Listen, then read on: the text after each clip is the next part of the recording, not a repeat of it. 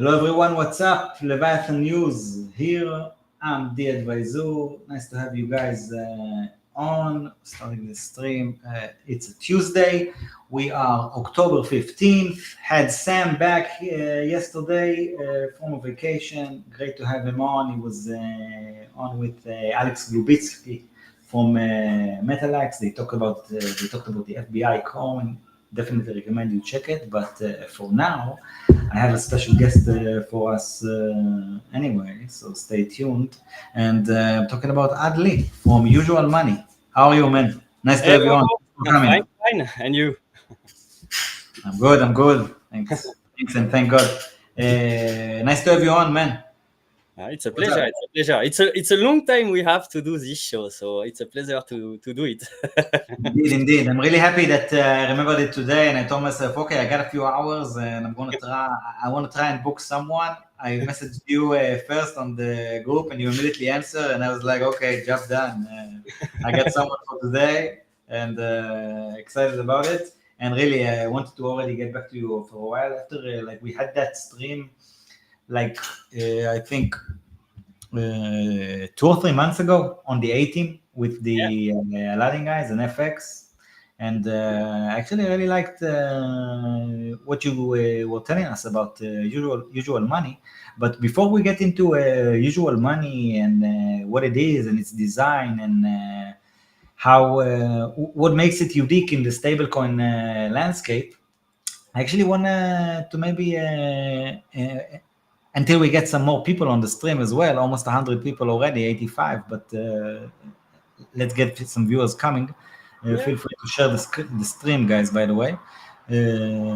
So maybe tell us a bit about yourself, Adli. What, how did you even get into crypto? What made you, when did you get into the space? And what were your first moves? And how did you find yourself as you're the founder, right? You're the founder of... With Pierre. So how did you, tell us the story about how you became the founder of Usual Money, and we'll go from there. Let's go. So no, I was a student in classics studies when I discovered crypto. So it was when I get into crypto, because I discovered 13 years ago, but didn't pay attention to Bitcoin because I was thinking it's a PayPal-like stuff. I see some website that was asking Bitcoin in 2011, and I even find back my my Google research on that. So I searched Bitcoin in 2011, but I didn't achieve to get it. That's early.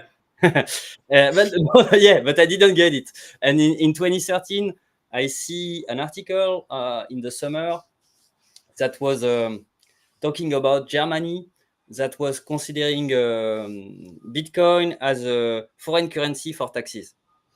And when I saw this article, I was like, oh, it's not PayPal-like. It's not like a new stuff just to make some online payment. So I deep dive because I think it was strange to have that fiscal stuff for Germany. So I deep dive and directly fell in love with Bitcoin because I love politics, I love technology, I love math, I love economics. So it was many subjects I like at the same time in a very elegant way.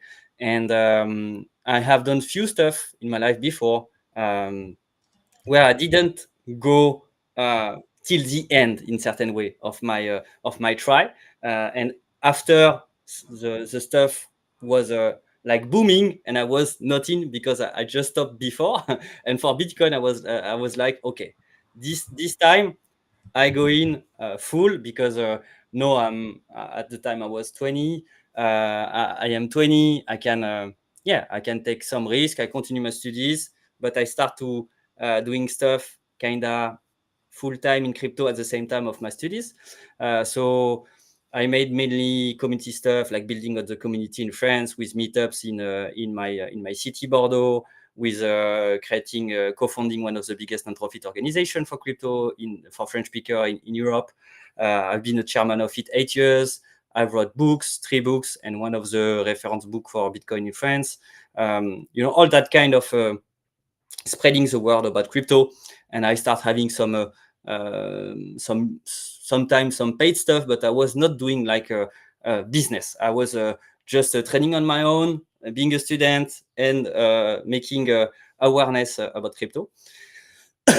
And in 2017, I started to be comfortable enough to say, okay, I can stop my studying, and I will be good. My parents will not have any needs of helping me, because I'm good enough for starting new stuff.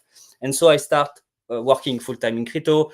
I help on the co-founding of a physical broker in Bordeaux. I also co-found a consulting firm in crypto. We work with several companies in crypto world and traditional world. I run it like for 3 years. I gone through different ventures at that time at the same moment, because I was in crypto since long time. So I started advise some project, and on 2020 I joined as co-founder an incubator project, physical one in Paris, but it was the COVID, so the physical revenue model was not working anymore. And we pivot in certain way into a fund, an investment fund that is now in Luxembourg, called Shift Capital, and that I run since 4 years now. And since 2 years, I'm fully involved in Usual as a co-founder with Pierre Persson, that is an ex-MP, an ex-congressman in France, that was dedicated to, I would say, crypto law. And yeah, we discussed with Pierre the end of his mandate, and find that there was a big opportunity in the stablecoin business, because clearly there is misallocated capital at Tether and Circle, because it's our capital, but we have no power and no capital efficiency on it. And our goal was to find a model that can capture a lot of value of those historical actors. And Pierre, I know him from a long time, because I was already like very often in touch with all the congressman, public institution and stuff like that wanted to know more about crypto. And I was audited by many different public structure to know more about crypto, etc. in like 2017, 2018, 2019, etc. And that's why I met Pierre. And yeah, mainly Usual is like starting with a discussion with Pierre about the current stablecoin environment, because I was not really, to be honest, I was not really focused on stablecoin personally, because I'm more crypto maximalist. So stablecoin was not the more interesting stuff for me. I was really interested in identity, because I think identity will solve a lot of stuff in crypto, and other verticals, but not stablecoin, because I was like, fiat, not my thing. And finally, I saw the asymmetry of the business in certain way, and the opportunity of the business, and was like, we need to find a way. We need to find a way, because clearly Tether and Circle have demonstrated what working in terms of scaling, because Maker has done great, but has not scaled like Tether and Circle. And so we was like, we need to find a way to replicate the model with the new tools that crypto has, like money market fund on chain as a tokenized asset, new throughput that allows different L1, L2, new standards, etc. Crypto world has evolved a lot, and allow us now to make a fully decentralized stablecoin issuer that is owned and co-owned by all the people that contribute to this issuer in a certain way. And this is totally possible. And we try to find out the best mechanism, I would say, and the best design to attract people and succeed, because the most hard thing is to have a critical size that allow you to do stablecoin business, because you cannot do stablecoin business with $10, with $100, with $1,000, with $10K, with $100K, etc. You cannot do stablecoin business. You can do real stablecoin business when you have few billions. And so we have to achieve this critical size. And to achieve this critical size, we have to find, I would say, incentive alignment and game theory trick to be able for people to in certain way engage in our project and have some profitability if we succeed.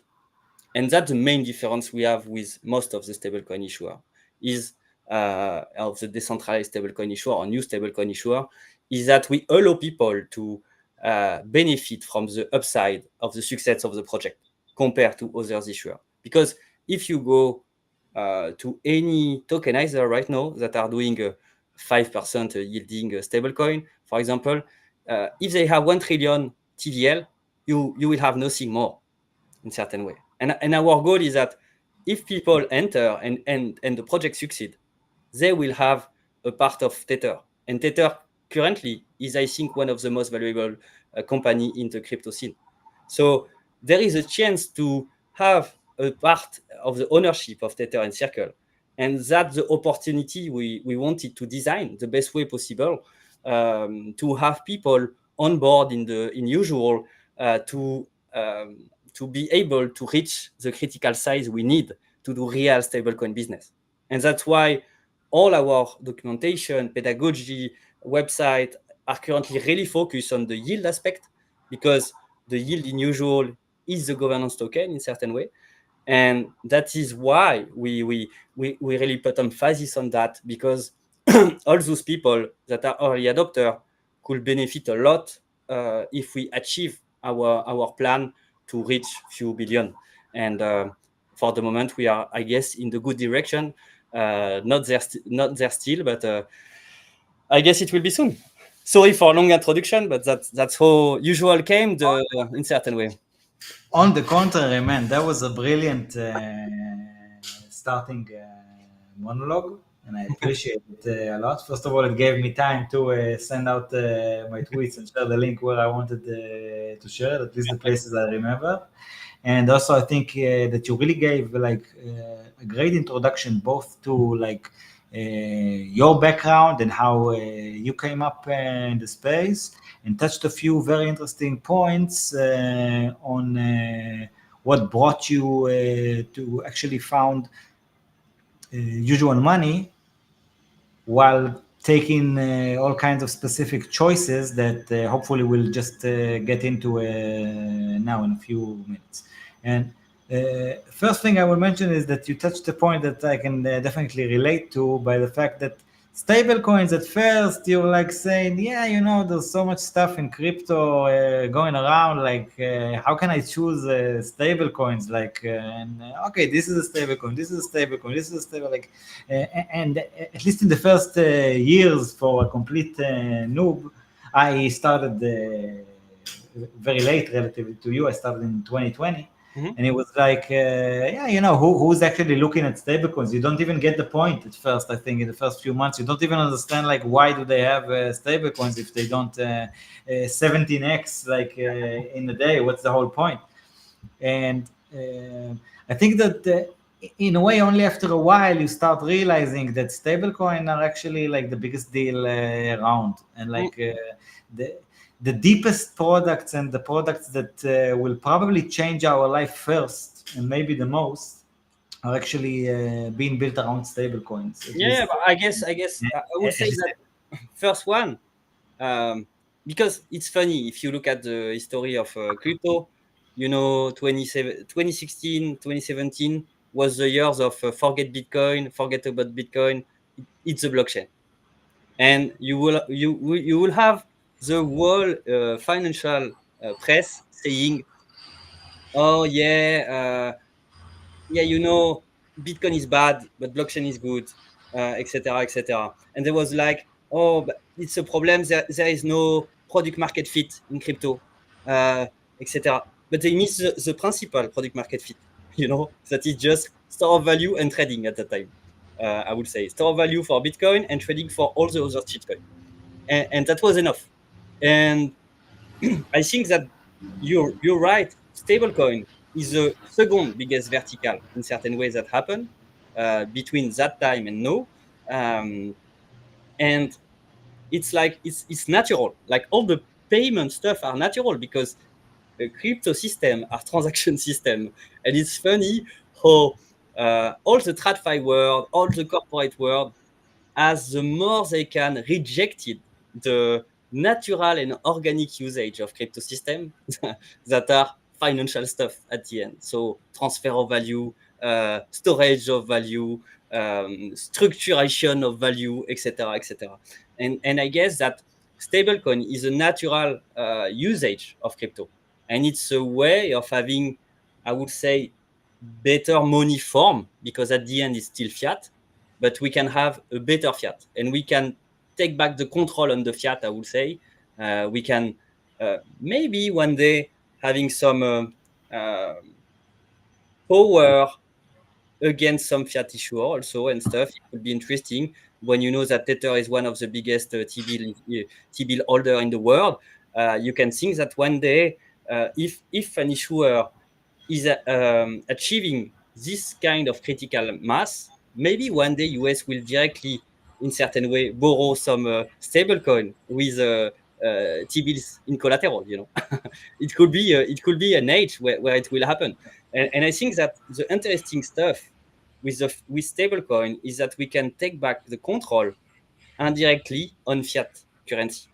You know, we cannot take back the control on the monetary policy of fiat currency, but we can take back on the ratio, for example, because the banking ratio, we cannot do something about it.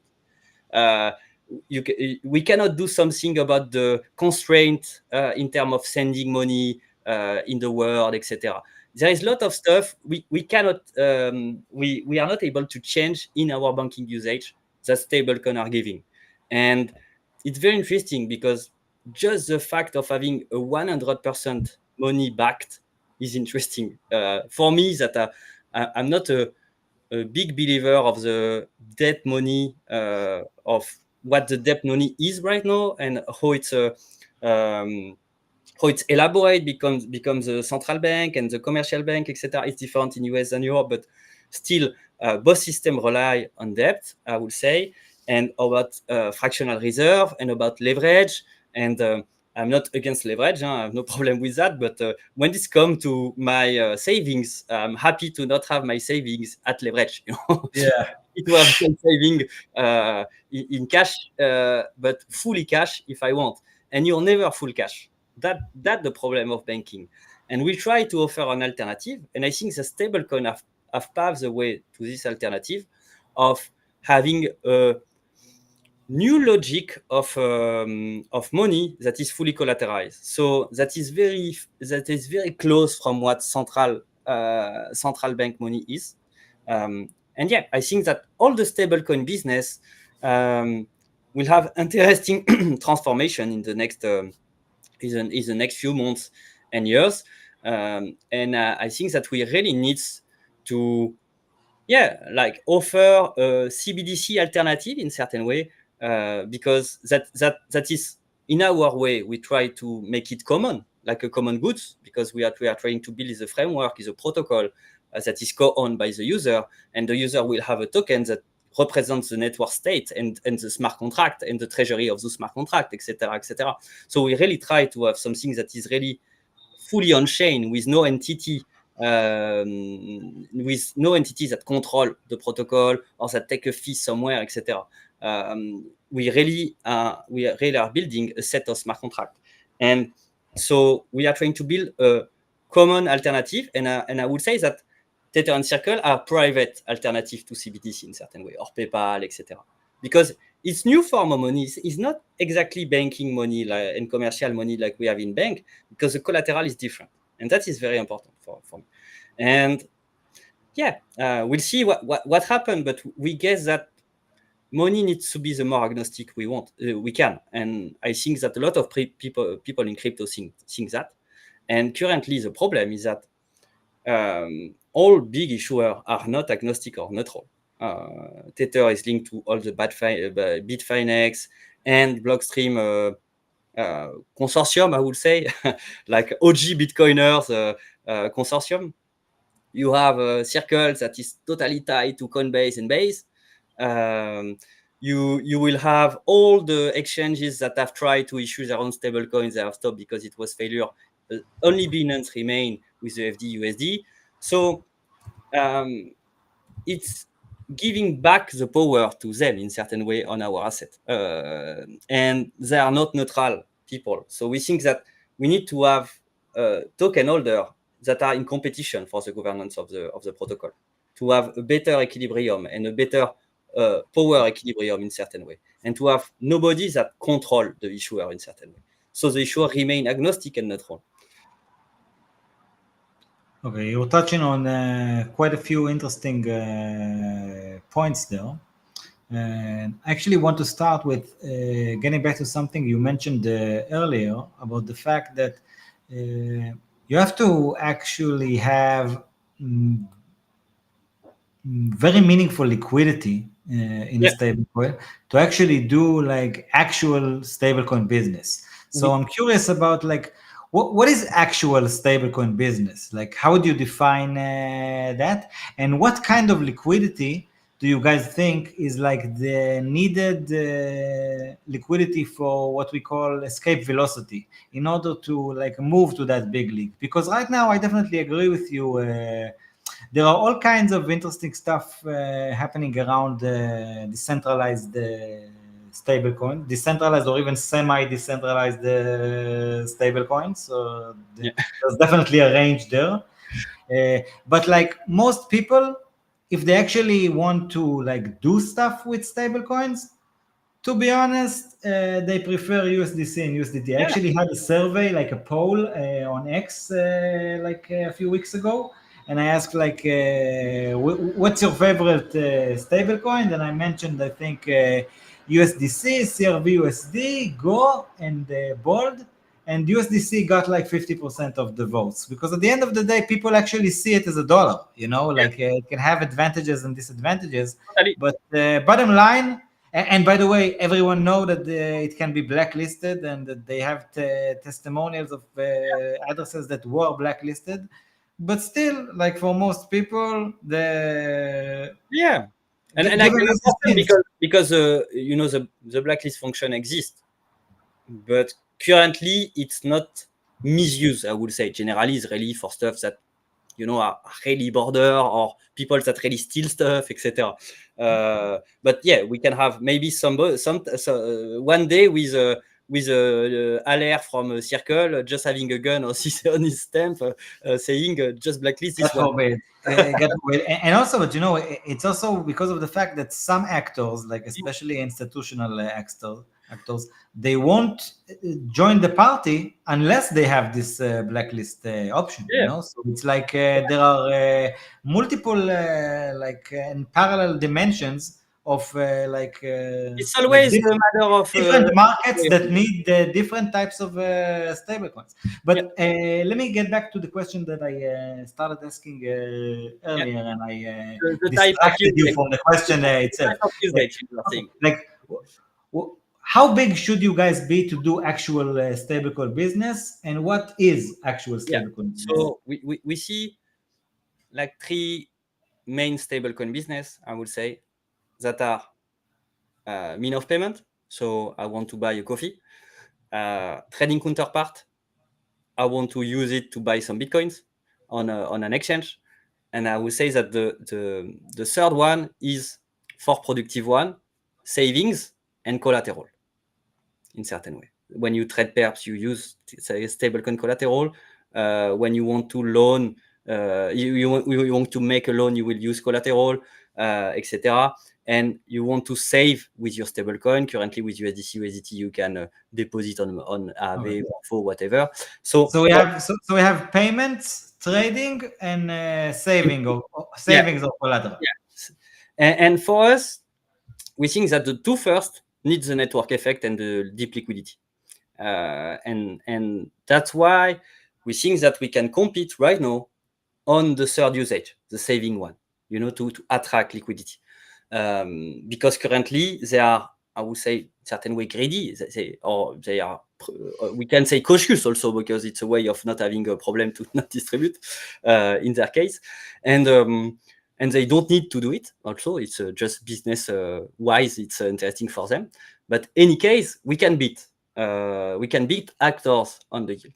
And the critical mass we have identified is around 3-5 billion in certain way. If you have 5 billion, normally you will be able to have 100 million, 200 million without slippage in liquidity. And you have enough inventory to be a trading counterpart or to on some market, to be a mean of payment, because the guys that does OTC and stuff for payment. I don't know if you still there, DAdvisoor? Yes, I'm just I'm putting your pic on screen for. No problem. Okay, go on. I'm here. No, so I was saying that when you achieve this critical mass, you like a lot of business that could make just the counterparty for the mean of payment. They don't need infinite liquidity. They just need to have enough to treat the transaction and make the settlement. And so, with that kind of market cap, we saw that it should be totally possible to start those usage. So for us, the critical mass, the critical size is 5 billion, something like that. And you need to keep it that some time also, because you need to reinforce and spread everywhere the usage. But before that, we don't see an example of real usage in certain way stablecoin. Maybe there is only one that is a little bit special because it's clearly tied to a mean of payment. That is the Gnosis Pay stablecoin. I guess it's I don't remember what stablecoin it is. So market cap is not that high, but there is usage. But because they use it as a settlement money for their card, so Gnosis choose this path to go directly on the payment.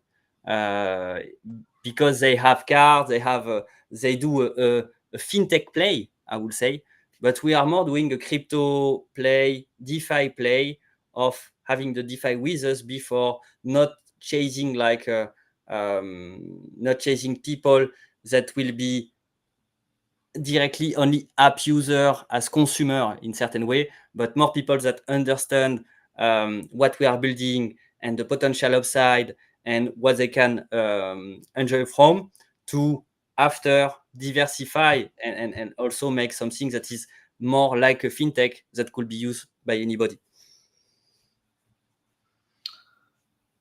So you say that in your mind, like the game actually starts at around like 5 billion of TVL. 35 billion. I'm looking at DeFi Llama now. If I can pull it up, I see that you guys are currently at a little over 300 million. Is that correct? Yeah. We need a 10x to. We all do. We all do. We can all relate to that, I'm sure. How do you achieve such a goal? Like you said earlier that like for now, what you have to offer in order to compete is mostly on the savings side of things. Can you maybe expand a bit about that? What does the usual money currently offer that people can should consider taking their stables to? So what usual money is currently offering is to be in certain way a pioneer of the network. Like you could have been a pioneer in Ethereum, like you could have been a pioneer in Bitcoin, like you could have been a pioneer in Solana, whatever project.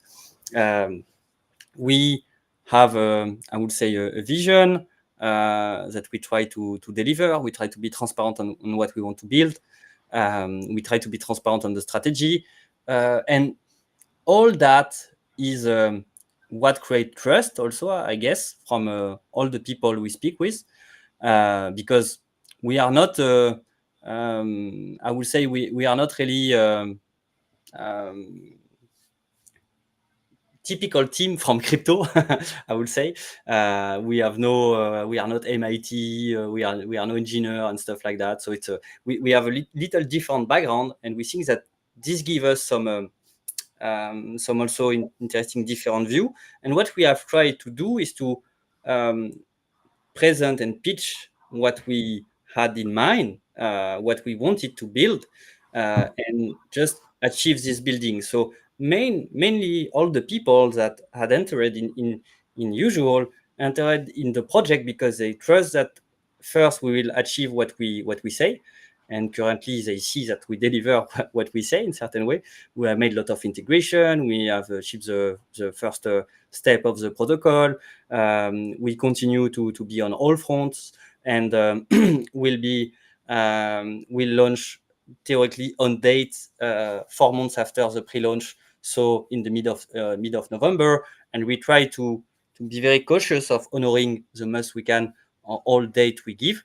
And our goal during that period was to create awareness about the new primitive and model we have, where the yield is only accumulating in the treasury of the DAO, and people are able to have part of the DAO, of the smart contract, of the project with the governance tokens that will be distributed only when people lock their USD0 into USD0++. And as they lock for 4 years this USD0++, it guarantees future revenue for the DAO. And our goal is to always have something that is net positive per token in terms of revenue for the DAO. And we have done that because we think that it's first the best way to distribute the system, because it's only given, and it's always given to people that enter and lock future value. And all the tokenomics and emission is indexed on that. There will be other way where the emission will go, like liquidity, incentive, like market makers, like ecosystem cashback, I would say, because we want to reward all the protocols that host us, etc., and having something very organic where every participant and every important third party of a stablecoin will be incentivized to collaborate with us and with the protocol. And we really think that it's important. So that's the first aspect. And the second aspect is that by distributing a token that represents the ownership of DAO and decentralized project, that will have nice upside, because the growth in the stablecoin business can be big. We know that the market is 150 billion. We are only 300 millions.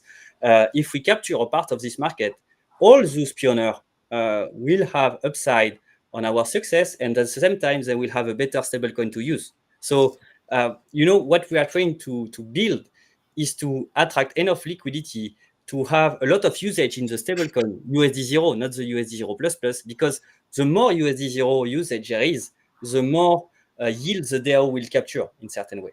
And so that will be good theoretically for the fundamental value of the token. And we really try to have something that is balanced in terms of tokenomics, and always balance, and with good incentive, with good dynamic system, where everybody that participate will find something that fits him, and will find a product that will be more interesting than our competitor and other area. So that mainly the stuff we try to build. An aligned fiat-backed stablecoin that use the current tooling of crypto, that use the current knowledge of crypto and tokenomics, and that try to do something that will be able to last for a long time, and even maybe forever, that will be able to evolve also, and that is very interesting at the bootstrap, because as you understand, we will give more token at the beginning than at the end. The protocol is disinflationary, so it gives less token per dollar, and it will be also simply deflation, because we'll have less token also that are emitted. So the value will be concentrated a lot at the beginning, and that's also why people jump, because they made a bet. If we achieve our project and we achieve to have big growth of the stablecoin, will be able to give them finally the ownership they deserve. That is the ownership of their stablecoin usage. So basically, Adli, you're saying that people take like they mint your stablecoin, Yeah. okay, or they swap for it, the USD0, it's called. Yeah. And then they lock it for 4 years. Yeah. And it becomes USD 0 plus. Yeah. Okay. And So then it's a product. Again, sorry. It's a saving and collateral product. When I was like, yeah. And after they do that, like, and if they do that, they become eligible for ownership of actually usual, and it will be in the governance token, which is going to be called usual. It's like a different token, I guess. Yeah. Can you first of all, it's a very cool method. Like, first time I'm hearing about taking a specific amount of capital in stable coins and locking it for a long and we do that. So it's actually kind of cool. We know what kill in certain way DeFi is mercenary capital. The most hardest stuff. And the actual capital is not the governance token; it's the dollars themselves, the stable coins. Yeah. It's nice. And that's concept. To have something that is sustainable. We'll provide some early redemption stuff because we think that people could have that need, but it will like not with a fine or something like that. Not a fine. It will be like you will have to give back reward. You get. Okay. So it's a good stuff because if usual is less trending and people want to exit, they will have to buy back usual token if they have sell it for the reward. And so we have something where there will be always equilibrium between both. Interesting. And now I'm starting to understand why. Also on the I understand stuff quite slowly, as you can see. As you mentioned on the stream back then with the A team, why you keep getting back to the reference of a co-owned tether, like a tether that is not only more transparent and on-chain, but is also owned by its actual users rather than the people who have issued it. And actually, Tether, I think, is one of the most successful companies in the world, especially if you take into consideration how few workers it actually uses to achieve such amazing. And I need to say, we also have made a huge choice that is all the insider, so team, advisors, investor have less than 10% of the token supply that will be forever emitted. So we also have done that because we think that what we want to build is a common good. And if we achieve our vision, a common good is way bigger than any company in a certain way. And so no needs to have a large portion in certain way of the protocol because as we invented it in a very, I would say, open and decentralized way, if we were too greedy, people could be able to just copy and lower in certain ways the number of tokens the team has. So it was also to not have forks and stuff, because of a war of fees, of a war of token supply, and just to be reasonable in our vision to have that part of the pie, that was very important because we really think that we need to spread the governance, and the governance of the stablecoin should be with a lot of actors in it. In our dream, the governance will include protocols, L1, L2, DeFi project, exchange, rich people, anybody, and that's how we can create something that is optimal and that is universal, because there will be compromise to be found, I guess, between all those guys in the governance in the future.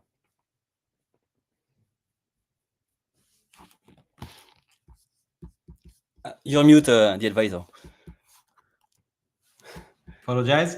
I'm saying I actually think it's a great vision, actually, and I really think it sits well with a lot of your mindset and stuff we talked about even before we went on air, and the way you see the world and the way you see your values and your desire to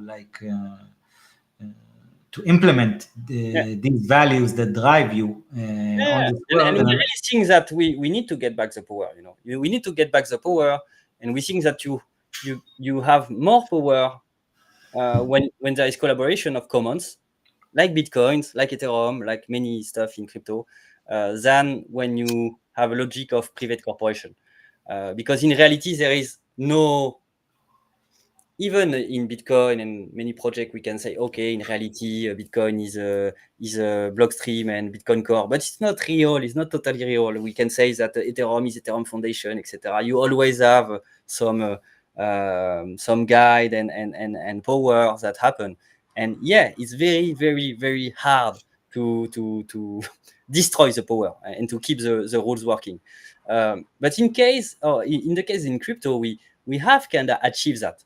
And to be able to do that on the, I would say, global stablecoin, fiat money, banking space will be great, because it will give a real alternative to our everyday, everyday life payment tools and usage, and our everyday life savings, and our everyday life money transfer and remittance, etc., etc.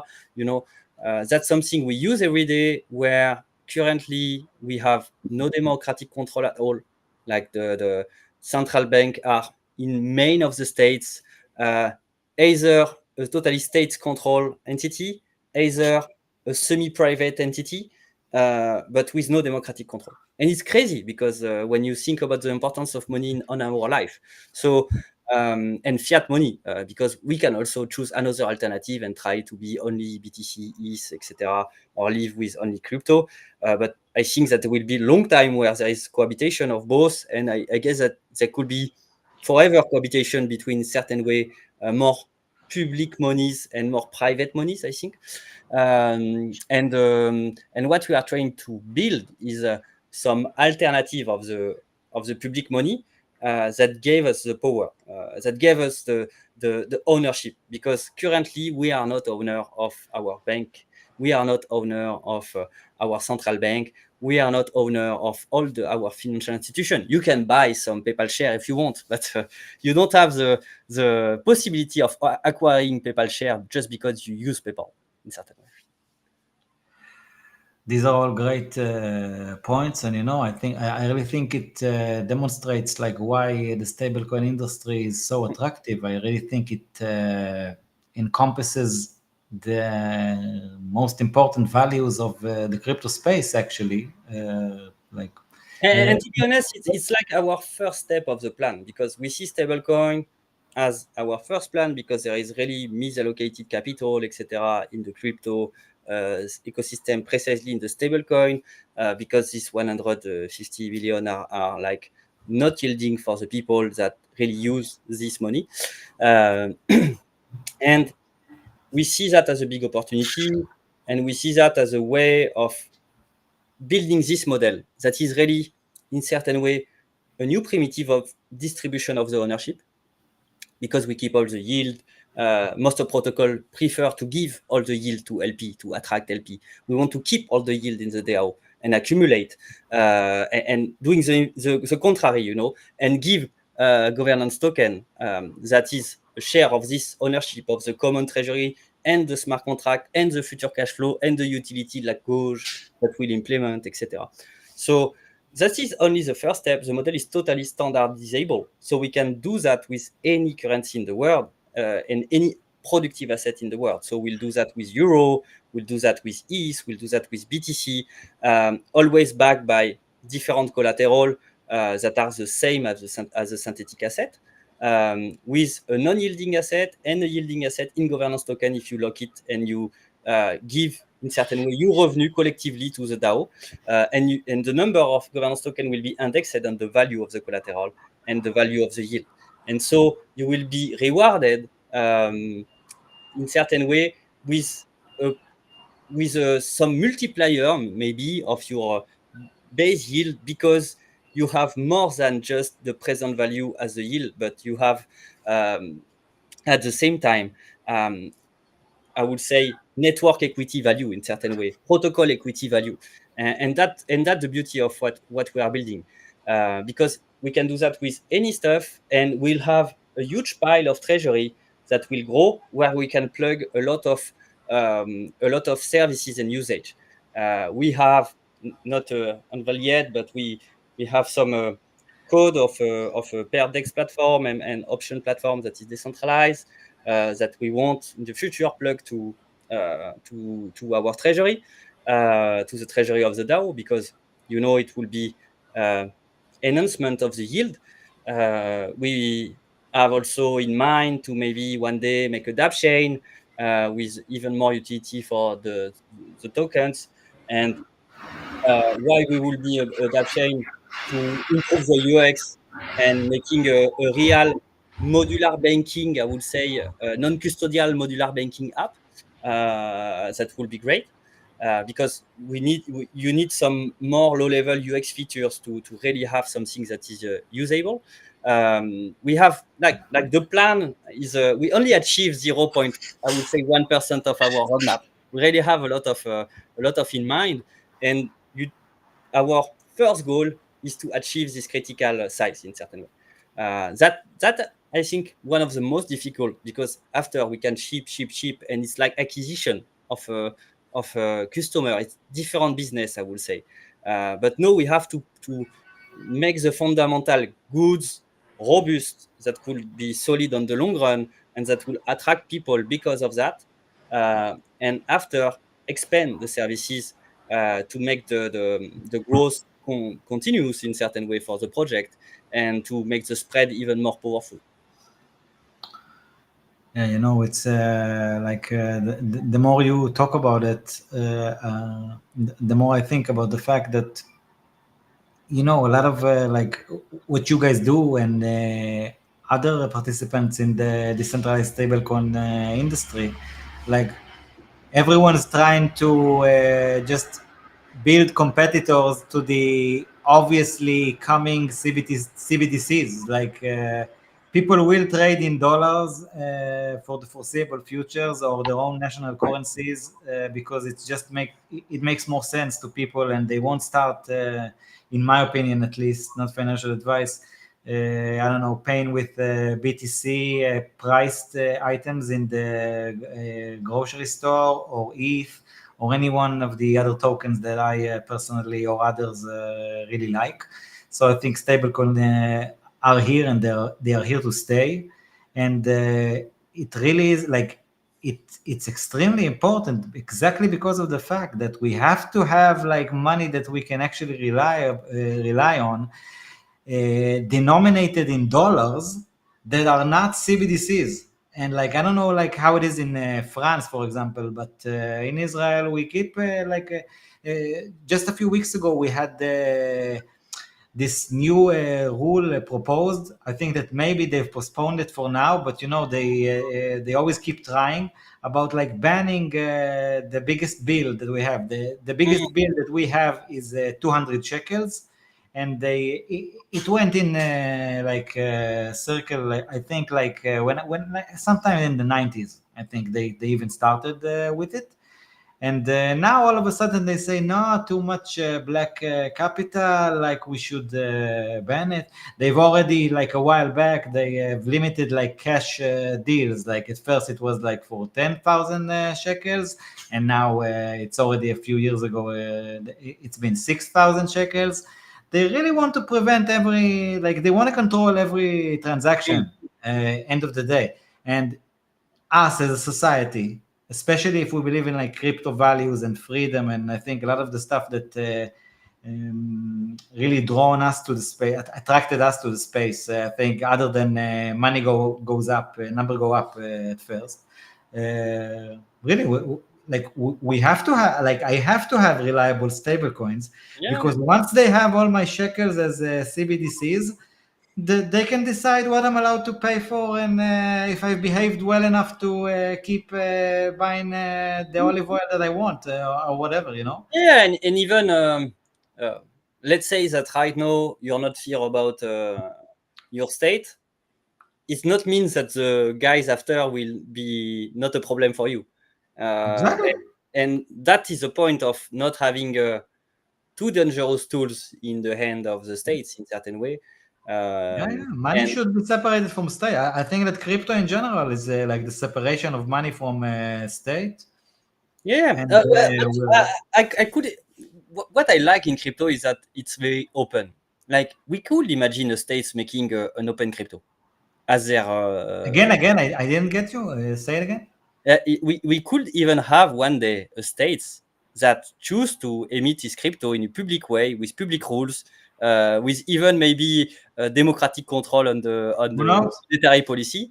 But we can't wait to rely on their good nature and like good behavior. Everybody in certain way can just create a set of rules and propose it to the people, and that's the good stuff. I think that's the good stuff. If we demonstrate, I think with private or common alternative, because both can be used in crypto, that it works. I think we incentivize also like nationwide entities or states or institutions and stuff to just go on the public ledger and do the stuff publicly. Because when I was saying 2016, 2017 was not Bitcoin, blockchain, etc. There was at the same time it was like the I would say the golden era of bullshit blockchain, blockchain bullshit of like all the Corda stuff, the Hyperledger stuff, all the centralized stuff, etc. That was just a distributed database, but no token, no transaction logic, etc. necessarily. And we were all like, guys, you misunderstood. Like what succeed is internet, not intranet. Exactly.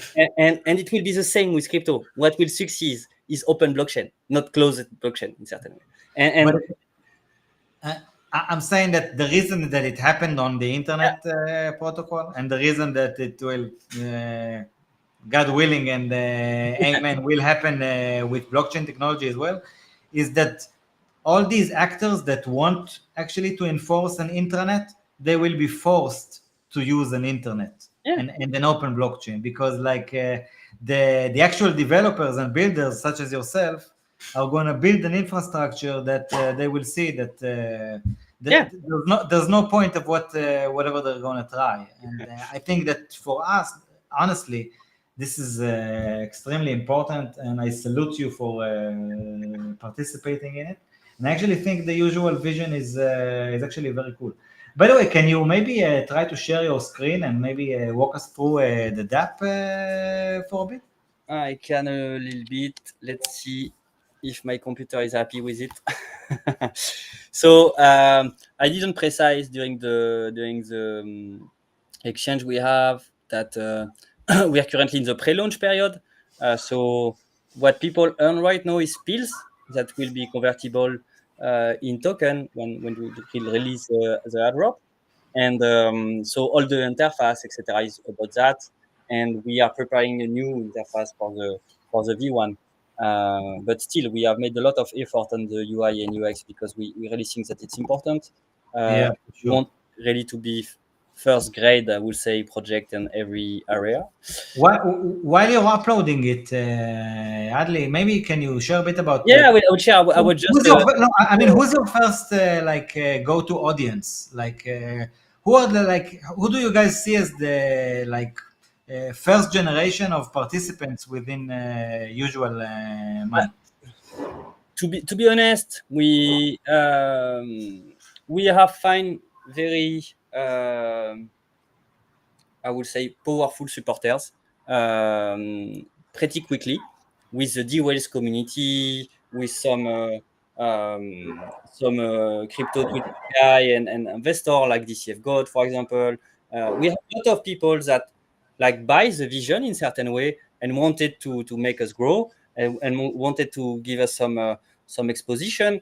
And I guess that's how we started. And after, most of our growth right now is organic because we have made some, referral code logic where everybody has a referral code, and that's the code you need to enter the DApp. So it's a gated DApp still. During it's been near than 3 months, and we have still the gated dApps, and the logic for that is to make this spread very organic, you know, like people will be not obligated, but will have to speak to other people of the project to share them the code and the link, etc. And that's the interest of that. So I would say that we have big supporters in crypto communities, several one. If we go in the interface in the drugstore, we call it like that because you collect pills, you're able to see all those community boost. Community boost is like communities that support us and that will have a little boost in terms of pills at the end of the campaign, because we consider that we will be alive and popular and with TVL and with exposure thanks to communities, you know. And we really try to be also to listen to a lot of in the comment we have in terms of UX, the comment we have in terms of what people are thinking right now, the trends they have in mind, the new stuff that interests them, etc., etc., and try to really care about what our users say to us. So here is an example of.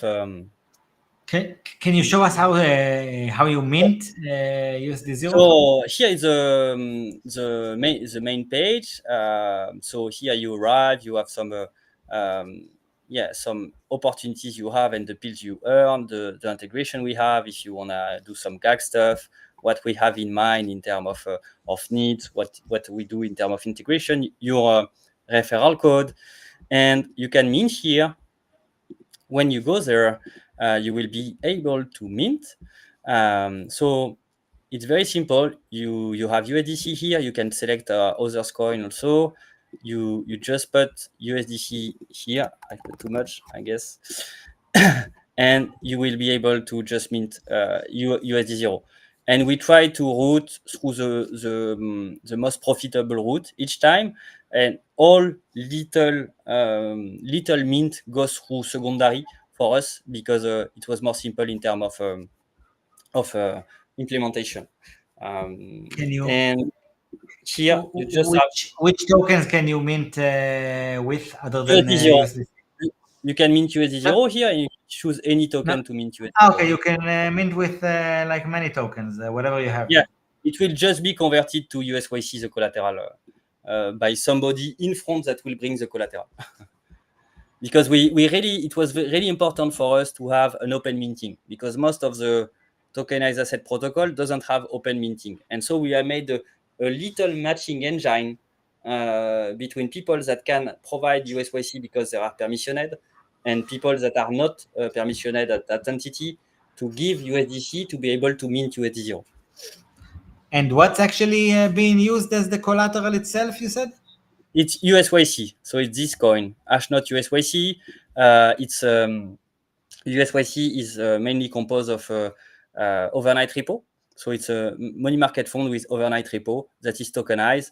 Ashnot was one of the most serious tokenizer we have found, and we choose them to start, and we will integrate others like Beedle, like Mountain, like M0, etc. We are really the goal at the end is to unifying all the liquidity of different cash equivalent collateral under USD0. So it's just the beginning to have USYC, and we are not multi-collateral yet because of technical reason and not of because of others friction. It's just that as it's a collateral, it touches a very sensitive subject in terms of smart contract where we have to not fuck, because if we start to have different collateral, we have to call different prices on different token, and we have to be sure that the computation will always be right about the value of the collateral when somebody mint and somebody redeem, and how many you would be able to claim of which asset, because you will be able to choose the asset. If we have multi-collateral, you will be able to choose the asset you will withdraw. We need to not have unbalanced stuff. There is a lot of challenge, technical challenge of this integration. Makes sense, though. Makes sense. So here, you as I say, you can mint, you can check your own mint, you can provide if you're something that is permission, so you can directly mint with USYC. and withdraw also in USYC if you register. You have what we call the desk, where you can have USD0++. You can also provide some liquidity directly here, and there is a drugstore that is one of the most important stuff, where you can see all the protocols that we have integrated, and your position when we have delivered the full integration, because it's a lot of work. So when it's retroactive, you will have points, but it's not live tracked yet. And here you have the leaderboard of all user of usual, I would say. And we currently have 35K users, so we're pretty happy with that. Wow. In 3 months, A lot. considering that this month was not the most craziest, and that every user have to sign to enter the DApp. So it's in certain way real user, That's a lot of users, actually. Also, I was actually surprised to see you guys with such a meaningful. I didn't realize you guys are that big already. Also, when I checked earlier on DeFi Llama, I saw that you were like ranked 13th. Yeah, little by little, and we It's read, pretty high. It's pretty high, honestly. Like not even like it's high, not even pretty high. and we are 10 on the Ethereum ranking. That's also something that is great. Well, 10 well. 10 on the Ethereum ranking, if you just choose Ethereum. Okay. So it's good. That's actually nice. You were mentioning earlier about the possibility of one day becoming an app chain. What do you think about this whole like app chain narrative? Like, for example, what do you think about Unichain, like Uniswap going for a Unichain and stuff like that? I really think that it makes sense if you want to improve the UX mostly, and to have specific features. And I think it will make sense in most of the cases. Sorry. And for Unichain, to be honest, I didn't deep dive yet, so I cannot say much. I just saw that it will prevent user from MEV, and even give back some value in certain way to all the people through that recalibration of the MEV. I saw that it will be better in terms of intent, etc., in terms of throughput. There seems to have a lot of stuff that will help them to make good UX. Yeah, I think it's pretty natural for project to go like that, and it's also, I think, this is just opinion, but I guess that is very interesting for all the projects that had a token with very, very conservative right. So in certain way, no right or just a vote right, like Uniswap, to be able to give a monetary utility without activating the fee switch, because they can say, oh, we are a network, so we are just a commodity, Yes, like Bitcoin, like Ethereum, and we are not something else. That's that's a a very good point. American problem, because in Europe we don't care about all that security shit. But yeah, I think that it's also a reason. But in the case of A good Uniswap, point. it makes sense. It makes sense. And in the case of many different people, it will make sense. But I think that there is a trend that is not so good because of the valuation model of people in crypto. People in crypto are very analogic valuation model. So they try to make analogy with already existing stuff to value stuff. And right now, I will say that it's the most valuation mine methods everybody has, because the ecosystem is young, because people in crypto are not necessarily financial people, etc., etc.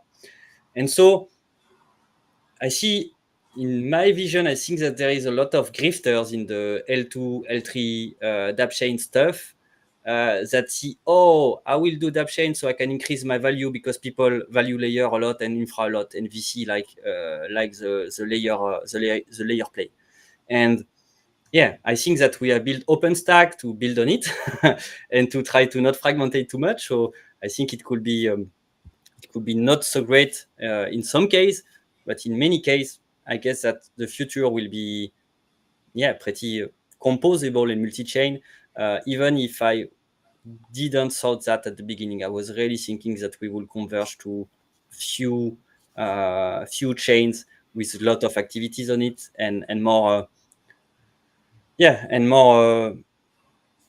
vertical, I would say, integration. We have that with Ethereum and all the L2s, but we see that there is still L1 that are coming, and I don't know if all L1 will tend to become L2 on some big L1 like Ethereum, Bitcoin, and Solana, but Solana is a little bit younger and I'm a little bit conservative on the consensus stack and settlement layer. And so, yeah, I guess interesting because at least it allow people to make experiment, and I like when there is experiment that concentrates the value. What really make me sad was that Bitcoin missed this opportunity of becoming like I would be the skeleton chain of the whole ecosystem because of the very conservative approach of Bitcoin development team on the last years. And I think that it could have been achieved if there was a little bit more openness. But that's how the consensus was.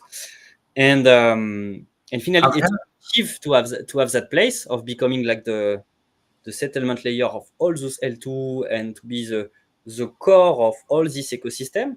Solana is little bits, Cosmos, even if the tech is great and everybody's using Tendermint, I think there was some misconception in the alignment, tokenomics, and a lot of stuff that make Cosmos a little bit less success than others ecosystem, even if the tech was good.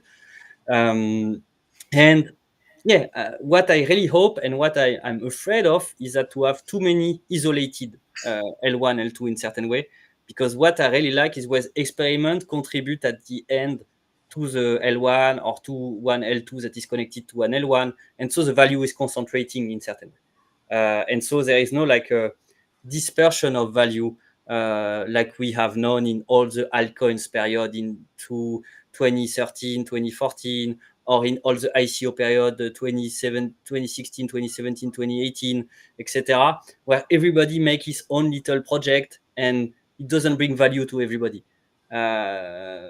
But base, optimism, even what Polygon does to be more and more linked to Ethereum is and all the ZK stuff, all that bring value, I would say, to the L1, in my opinion. Even if Ethereum is not booming and skyrocketing, even if everybody is bearish on Ethereum, I'm pretty bullish on Ethereum because all those value, even if there is no direct fees transaction and or Ethereum that are paid, currently all those value is working for Ethereum in certain way. And all the new technological improvements that are being tested with real money in real time could be one day also upgrade of Ethereum in some way. And I think that we'll have to. We cannot know what will be the future. I guess there will be also new consensus form, new interesting stuff. The brain power is more and more important. You see that Base is really powerful in their brain power compared, for example, to other some other L2s. And maybe at the end we are at the stage in crypto where the brain will take the lead. It was not the case before, I guess. For me, we are still not in the brain age, like it's still in certain way the first movers that had advantages the most of the time because of innovative primitive, etc. And now maybe we'll jump more in this age because like there's a lot of framework. No, everybody use framework, superchain framework, Polygon framework, etc. to build this product and work on the product and the brand, and that is new. Sorry, I little deviate a little bit. No, great. Good points. By the way, is usual money going to be only on mainnet at first and No. going to be on multiple layers? So we are like focusing on Ethereum for the pre-launch. We will be very soon on Arbitrum. We have Angel from Layer 0, from Axelar. We are very close to Socket, very close to, also we have a very strategic partnership with Chainlink, and we use CCIP also. And our goal is clearly to be multi-chain, to remain agnostic on the multi-chain stack. It's just that porting DAO components are really complicated right now for us, for the same reason of the multi-collateral, because if we split the collateral on different chain, it's really a pain in certain way, and it's kind of risky. So we'll port the tokens USD0 and USD0++ on other chains, and we'll do probably one by one, because we want each time to have launch partner and to have real usage on the chain, and not just port and let in certain ways organic development on those chain, because we think that for a stablecoin it will not work. We have to have partner in the chain, or we have to discuss with all the ecosystem of the specific ecosystem project to have some traction on other chain and to have some spread on other chain. So that's why that's what we will do in the next weeks, next months, little by little. And it's very, like, I would say, opportunistic in certain way, because we'll go where people want to see us in certain way. We have, as I say, we have to remain agnostic. Ideally, I would just make a lottery to pick the next chain, but right now we will just we speak with everybody and see which communities and which opportunities is the best for the protocol, and we go on that chain. But the goal is to be everywhere at the end. Any dates on the upcoming launch, or is it still cooking? It's mid-November. Yeah. Nice. Mid-November, so and I have to say that we'll make some surprise at the in the end of the Pills campaign. Because we have some cool stuff in mind, and we'll do some cool stuff. Normally we spend on that. And should people feel that there's still time to participate, even if they haven't?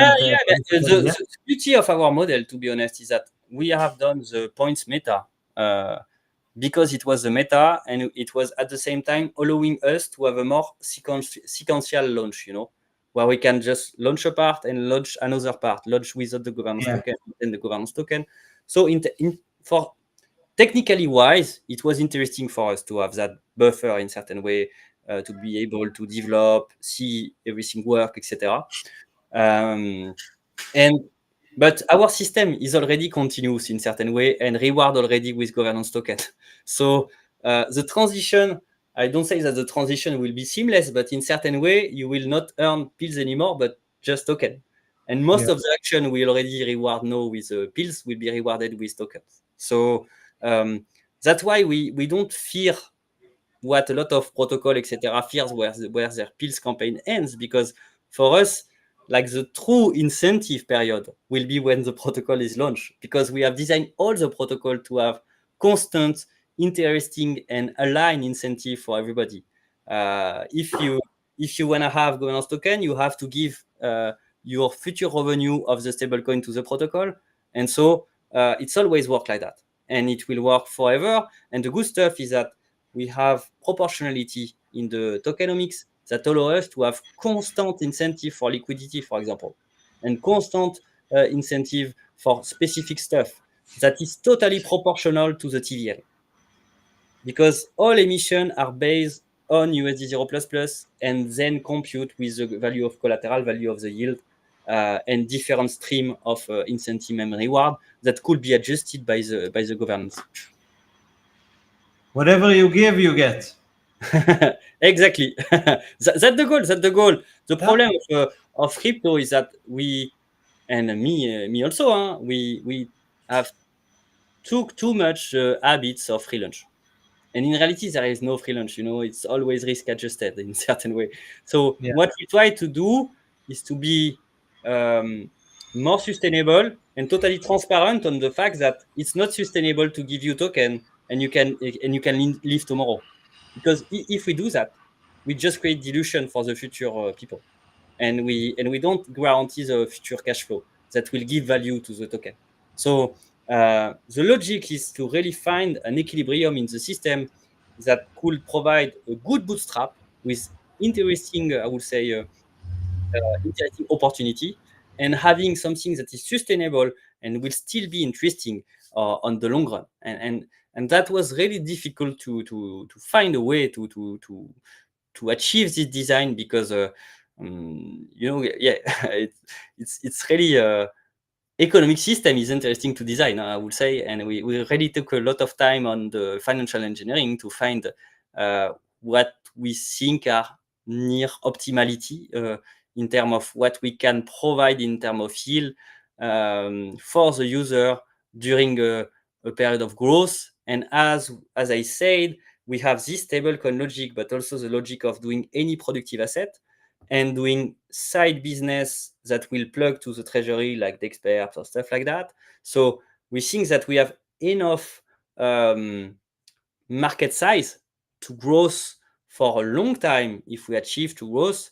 And so it's okay to have continuous incentives that decrease in certain way, like Bitcoin, because we'll be able to have more growth than token creation in certain way, and that the beauty of it, and that's why there is an opportunity for those who enter early, because what we give in terms of pills will be the highest ratio of token given per USD 0 plus minted in certain way.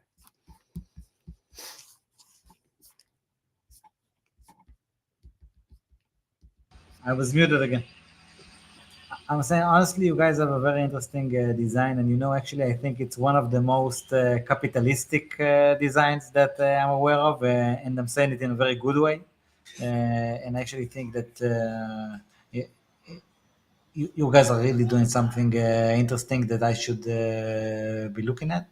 And I'm pretty sure that you got some people interested as well. We have 700 people according to Restream. Great. Thank you for listening, guys. For sure, quite an honor and quite fun. Maybe before we wrap up, I will show you this question that we got in the comments, Adli. Let me With pleasure.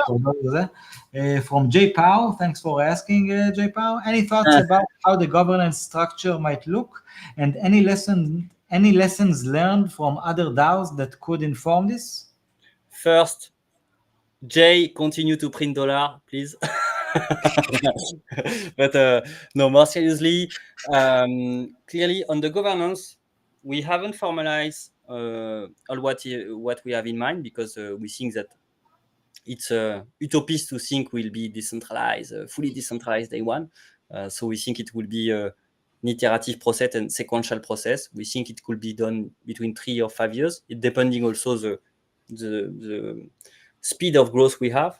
But what we have in mind in terms of, I will just draw growth outline, I would say, because as I say, we haven't formalized all the stuff.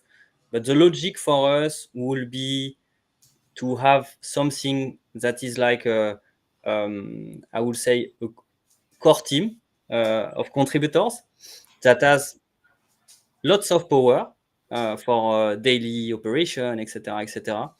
But that could be stopped anytime by some quorum of every holders, or could be stopped by a surveillance council that will be elected by the DAO. So the logic will be to have, I would say, not informal governance, but something like Bitcoin Core, etc. All the current team organization that is pretty natural and auto organization in certain way, that contribute to a project. And for example, if you want to be on the Bitcoin Core GitHub repo, you need first to contribute. After, when you contribute and you gain trust, you can have new role. And when you continue to contribute, you have new role, etc. And there is like no real formal rule. I didn't check recently. Maybe there is rule, but at the time it was really not formal. It's like, okay, this guy, we trust him. We give him a part of the keys in certain way. And I think that we want to achieve something like that, where there is freedom of building and operating for the team, but the team could be stopped anytime in certain way, and could be interrupted by a quorum of every holders and by a surveillance that are elected by holders, because it could give more quickness in the process. And yeah, mostly we mostly think of a veto democracy, like just having people doing what they want, because normally we're aligned by design. But if there is a disagreement, it could be stopped. And same for the vote logic. The logic will be to more publish what we do and not doing vote, but just people can enforce to stop if they want. And same for and it's good also for all the curation of proposal, I would say, because it will have the council that could make some curation of proposals that could be implemented by the I would say active team or core team, whatever you want to call it. And yeah, because what we see, because the guy asking for the listen from others DAO, and what we think is the worst is low participation and dependence to the participation to have something happen.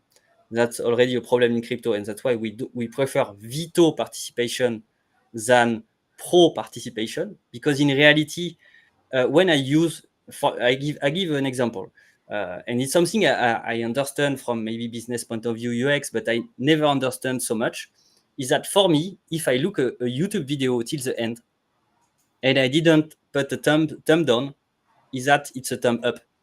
And I don't understand why in general in our consumption online we don't have automatic like terms whatever when you finish the stuff you were reading, and you are not reacting negatively.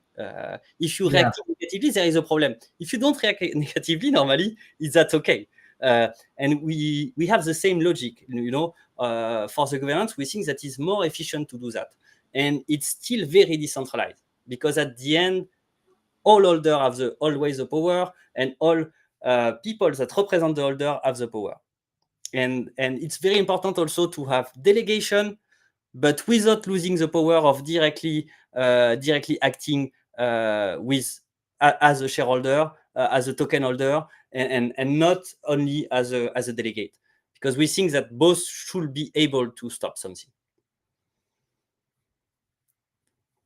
That's a good answer, and I actually quite agree on the fact that as much as decentralization is important, and it should be something that you aspire and like the community demands and stuff like that. But it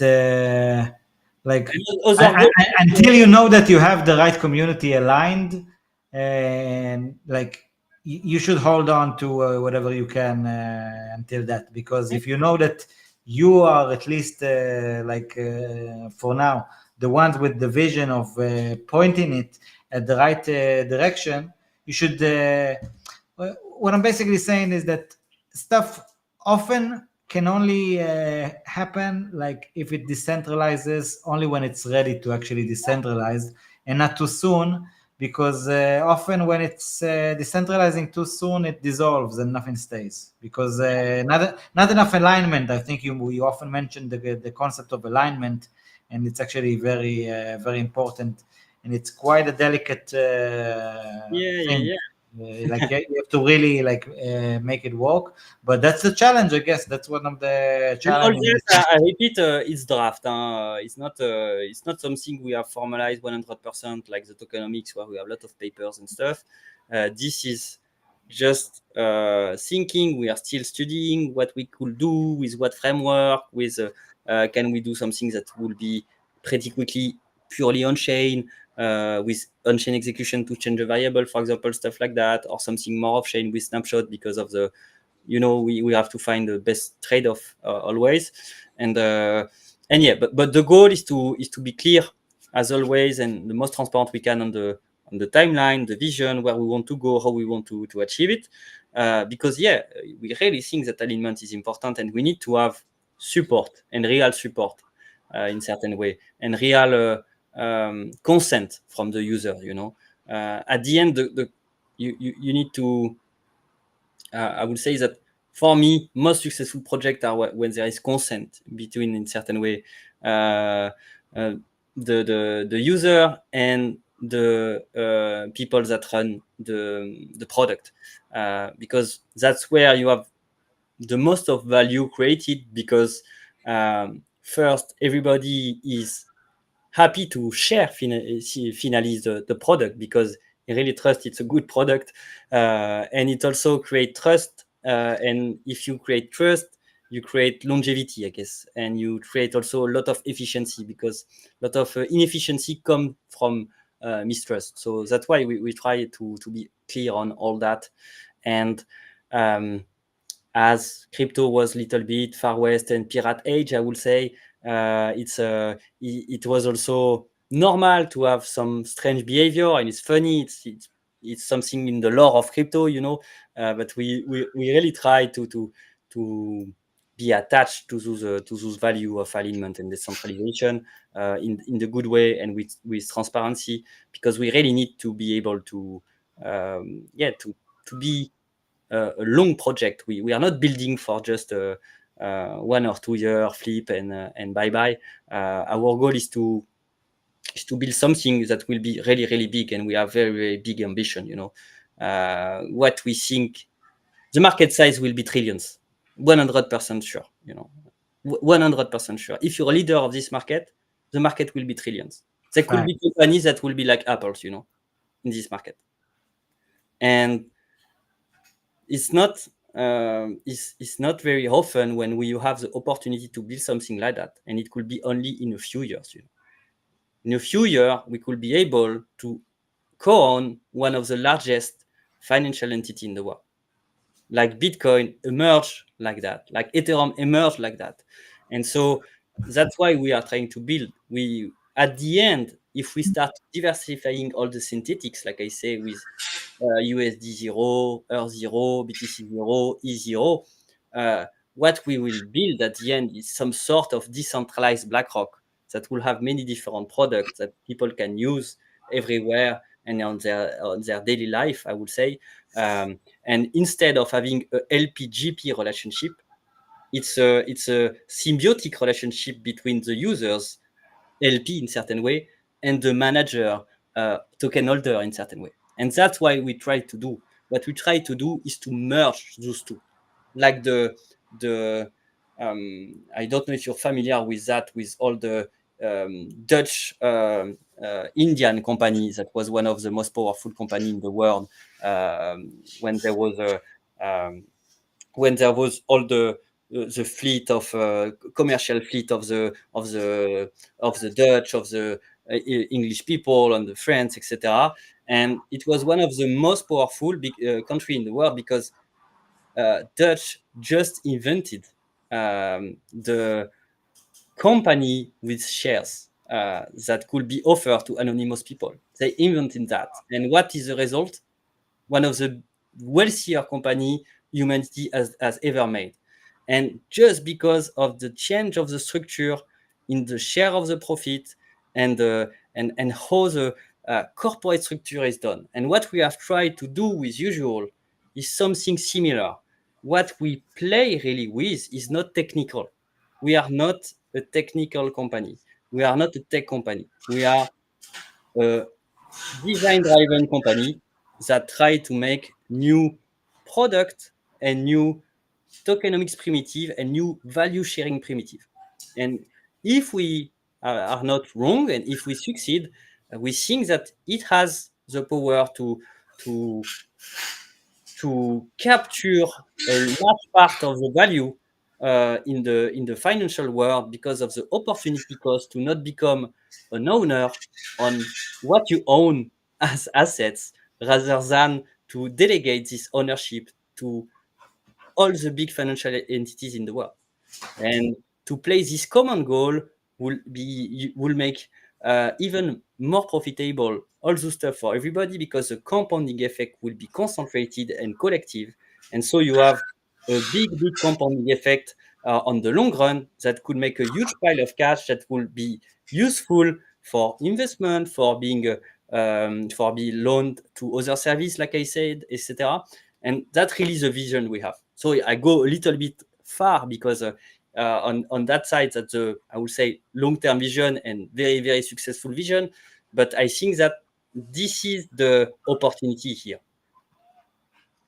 Don't apologize, man. I actually think that it really embodies the fact that you really are a visionary. And I think it's exactly builders like yourself on many industries, by the way. Like we saw Elon Musk land a rocket yesterday, like the whole world saw it. Like in order to really achieve magnificent things and change the world, you have to have a big vision and a desire to change reality for the better. And I think you really have a very interesting vision, even beyond what I've realized before. Really happy we had this talk.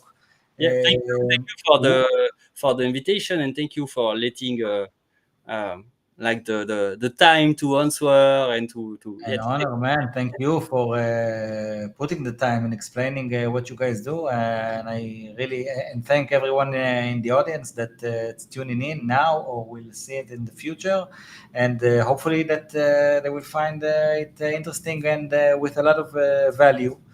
And okay, so first of all, is there anything that you want to mention that we didn't get to?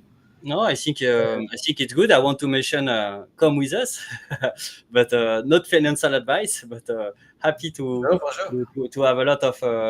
Where can people find you? How can people get in touch with you guys and follow? The most simple is to go on Usual Money website, and here you can find everything. What's the address? Usual.money? Yeah, usual.money. Yeah. Usual.money. I'm sure And that we if have the Telegram, the Discord. We have the Twitter. We normally answer on every channel. Not all the just advertisement stuff, but if somebody say, "Okay, I just use the protocol, I have that," we are generally yeah. to answer. And yeah, happy to have your feedback. Also, we are always trying to improve. We are really focused on that. We always ask our users. I think we have maybe a group with even more than 100 users. We always ask what you think that, we think of that, etc., etc. And we really try to be committed to improve the product and to find best way to create that that sparkle that will start the flywheel of Usual, and that will allow us to build what I just described as an end goal. I think it's gonna be interesting to watch you guys do it. And man, And hope to have you on. I will show you how to make your own code. I don't know if you already have, but you should. I don't have it already, and let's do it. Honestly, let's do it. And I also